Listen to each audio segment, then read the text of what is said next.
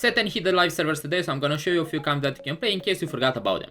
The first camp we're gonna talk about today is any reroll. It's a one cast reroll, so that means you wanna stay low level and roll for any tree and maybe Lilia tree, of course, if you're close to hit it. That means you go level 5, you slow roll, and then you hit any tree, and then you push levels. You cap around Ahri as the secondary source of damage, and you want a 3-star frontliner. So in case when you roll for any 3-star, you didn't hit Lilia 3-star, you want to hit Neeko 3-star. As for items, it's very simple. You want AP items, you want blue buff because Annie wants to cast a lot, and the rest of the items are very flexible. JJ and Giant Slayer are very good, but you can make Death Cap. Archangel is fine, Gunblade is not bad, Nashor is kinda mid, but pretty much Annie and Ahri want kinda the same items. They are both getting enabled by blue buff. The second board we're gonna talk about is Senna reroll. It's a level 6 board, so that means you wanna stay at level 6 and roll for Senna 3. You should keep all the Echoes, Lilia and Neekos because you wanna like chase Echo 3 or Neeko 3. Echo 3 with 6 true damage is insane, he deals a lot of damage as well. When it comes to items, you want Sojin, Rageblade, Nashor, JG, Deadcap, Giant Slayer. It's pretty flexible. I think the only like mandatory item on Senna is Sojin because you want her to like cast as soon as possible and as fast as possible. And the cap is always around Akali and Kiana. I would say like making items for Akali is more consistent because you might miss Kiana. That's why it's very important to try to play this camp when you have a true damage spec. Okay, Samira and Vex reroll was one of my favorite camps back then, and although we have executioners now, I still like this version more. You need to go level 7, slow roll for Amumu 3, Vex 3 and Samira 3. When it comes to items, this comp is very flexible because if you have AP items, you play around Vex, and if you have AD items, you play around Samira. When it comes to Chosen, of course you want like Executioner Chosen because you can like play 4 Executioners very fast. But if you get, for example, for Samira country Chosen, you shouldn't avoid it. You just play 5 countries instead of 4 Executioners. It's very simple. Riven reroll, this board is pretty much Riven and Yone reroll because you can play Yone as main carry or Riven as main carry, depends on what Chosen you have. Of course, the best Chosen is 8-bit because you can play 6 8-bit and you can cap way higher. But if you hit, for example, Yone as an edgelord Chosen, you can play around that also, especially if you have items for him, because 7 edgelords is very good as well. This board is way better when you have a 8-bit spat because you can play 8-bit Yone, that gives him a lot of stats, and you can like cap very high when it comes to like 6 8-bit. When it comes to level 8 boards, I think my favorite board of all time is Ezreal with Heartsteel because you get so many resources. The magic behind this camp is to play Heartsteel as soon as possible and as much as possible. But there are 2 rules. So if you win streak, you cash out Heartsteel every time you can. You don't go for a big cash out. If you lose streak, you go for a big cash out, usually around stage 4, and you get like your rewards and you keep Heartsteel in because this Heartsteel synergy is probably the most broken economy synergy we ever had when it comes to consistency. You can keep it the entire game, and every time you cash out, you get like 1 component, you get 10 gold. It might sound like it's 10 gold, man, nobody cares. It's very good. It's very good. Like, think about how you can get 10 gold every 3 rounds. How is that bad, you know? When it comes to items, you want like AD items on Ezreal, so Infinite Edge, of course, it's the best. You want blue buff because he actually casts a lot, so you want him to cast as soon as possible and as much as possible. But Ezreal has some problems, and he ults sometimes in the enemy grounds. So you might get Ezreal being near the enemy carry and getting one-tapped, so that's a bit difficult. That's why you need a secondary carry. Here, we have Zed as the main secondary carry, but that doesn't mean it's the only one. You can play around Zed, you can play around Poppy, Mosher. If you move the Zed items to Poppy, very good, it's actually not bad. Especially if it's Mosher Chosen Poppy, you combine that with Set and you get 4. With Yorick, you cap very high. This board is a fast 8, but you want to go 9 because there's where the magic happens. You get like so many units that are very good, like Laoi, Yorick, it's insane. But even better than that is that you play around Jazz. You play Lucian and Misfortune, that gives you Jazz.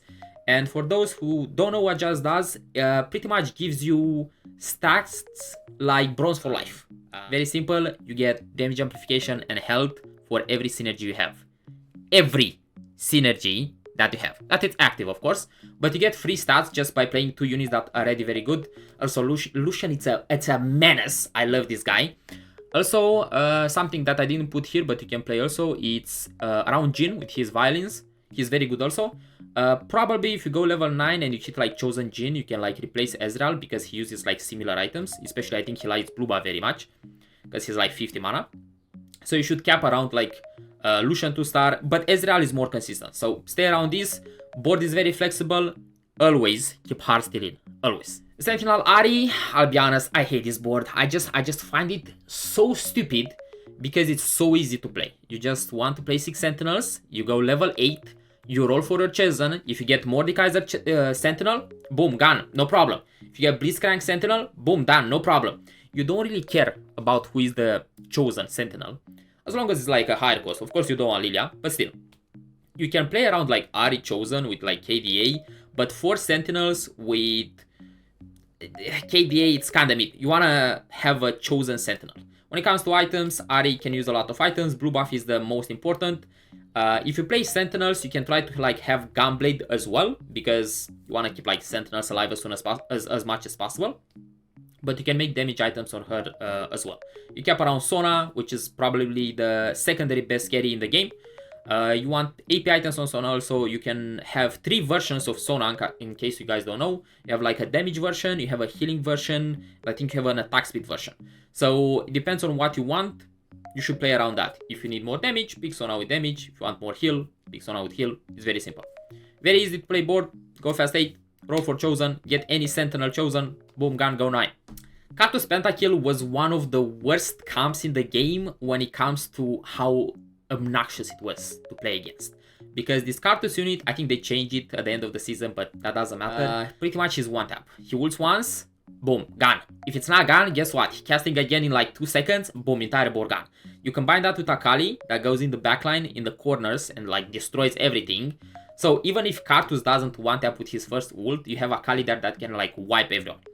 The problem with this camp is that you want to find Yorick in this camp, because he is pretty much the only tank you can have. And also, of course, you want chosen Pentakill because it allows you to play this board at level 8 without many problems. But if you get a spat, you can pick another chosen, like maybe KD Akali or maybe Executioner Karthus. It's fine.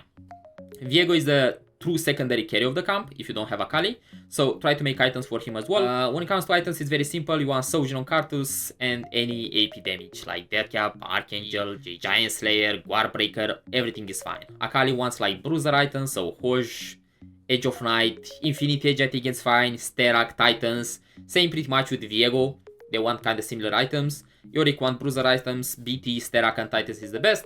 Very simple to board to play, exactly like Sentinel Ahri. Just go level 8, you roll for Pentakill chosen, you play around Karthus, Akali and Viego. Very simple. The last camp of this tier list is gonna be Disco TF. I'll be honest, I just hate it. I don't like it. I think it's so annoying. I think Twisted Fate is a very good carry when it comes to like the 4 Dazzler part, because he can deal a lot of damage. But I just feel like this board is so expensive and so hard to like play when you're level 8. So if you don't have enough resources to go level 9, or if you know that you're not gonna have enough gold to hit any legendaries at level 8 that you might use, I would stay away from this TF. I think the board itself is very annoying to play against when it's capped. Like Ziggs Sona deals not only a lot of damage, but does so much shield. This Sona unit, holy shit, it's so annoying. And of course you want to cap around Illaoi because you have Tentacles and Blitzcrank that it's very good as the main tank. When it comes to Chosen, you can get Disco Chosen, but do not sleep on 6 Dazzlers, because it's actually very good. So if you get like Dazzler TF, you should play around that.